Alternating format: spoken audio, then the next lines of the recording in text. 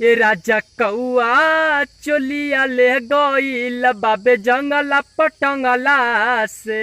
ए सैया कौआ चोलिया ले गईल बाबे जंगला पटंगला से। हल के उड़ता दिल तुरता, हल के उड़ता दिल तुरता, नहीं देता बे मंगला से।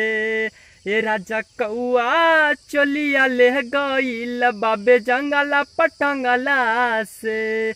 ए राजा कौआ चोलिया ले गईल बाबे जंगला पटंगला से।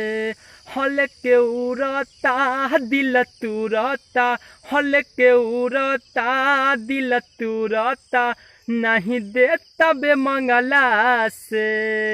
ए सैया कौआ चोलिया ले गईल बाबे जंगला पटंगला से। ए सैया कौआ चोलिया ले गईल बाबे जंगला पटंगला से।